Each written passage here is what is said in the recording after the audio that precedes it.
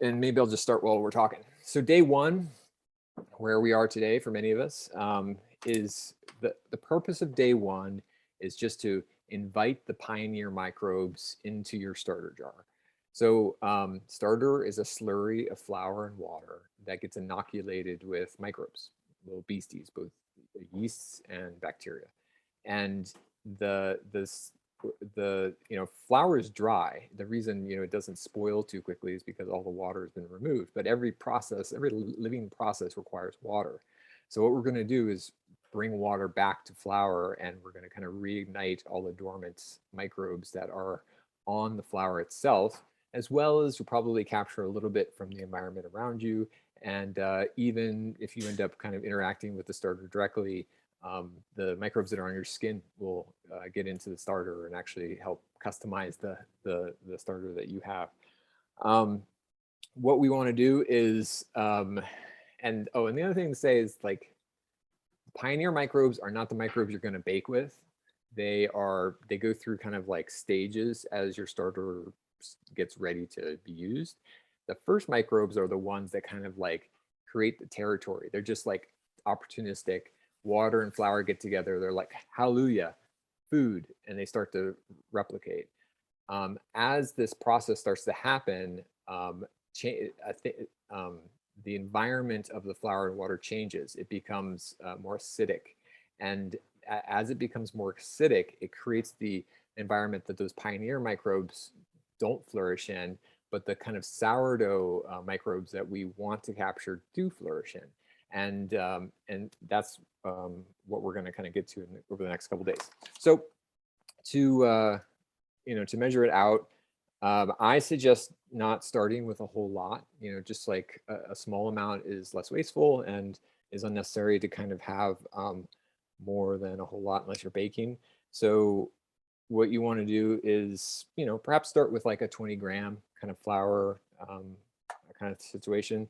So you obviously want to kind of tear off your jar. And I'm putting this, I don't know if I need to share my screen. Sylvia, tell me if I do. But I'm going to kind of walk through this on my little scale here. So I'm going to tear out the jar, so I know can't take into account how much that weighs.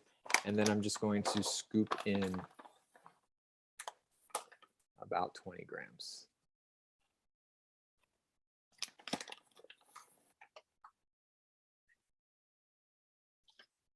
A little bit more at 17. Now, to be honest with you, as I'm measuring this out, I don't often measure when I'm feeding my starter, my mature starter. I think it's good to do when you're, kind of making your starter, just so, again, you reduce the uncertainty. But you're going to get a sense for what the consistency of it is that you like to keep your starter at. And so you don't have to be so fussy. Some people love to measure it every time, and good for them. Like, Erik, just yeah.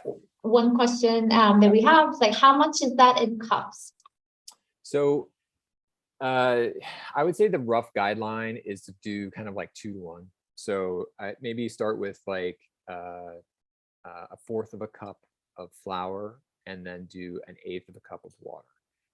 What we're trying to create is if we're measuring it, is a 1 to 1 to 1 ratio. So initially we're going to do 1 to 1 equal parts by weight, flour and water, but flour has more volume and to its weight, so you just need to use more flour. So about double is probably good enough for what we're doing. So I have 20 grams in here, and then I'm going to add a little water. So there's 10, 16, 18, 19, and 21, 22. Okay, good enough. If I want to be really fussy, I can add a little more flour and balance it out, but this will be okay. So, and then I'm going to take my mighty chopstick, and I'm going to mix it up vigorously. Now, mixing is something that has 2 purposes at this stage of starter making. You always, whatever you're doing with sourdough, whenever you're feeding your starter or even baking, you always want to mix your ingredients fully so all the dry bits are incorporated. That prevents, like in your bread, from ending up with like hard little dry bits in the final loaf. But it also, the dry bits for some reason tend to kind of encourage the wrong kind of microbial growth in your jar. So if you have a lot of like dry flour kind of sitting around inside your jar, you could end up with a starter that gets sick, and you need to replace it. So the other thing you're doing when you're like us today, when you're making a new starter, is that you are incorporating some oxygen into it. So the lactobacteria that we use for souring our starter doesn't need oxygen. It prefers not to have oxygen. But because again, we're kind of trying to encourage these pioneer microbes to get started, there's a little bit of a mixed bag here. So we're going to stir it up to kind of get everything mixed up and nicely oxygenated. So then if you prefer, you can kind of wipe down the sides and make it nice and coherent. You can use that little spatula with it or whatever. But that's the basic process.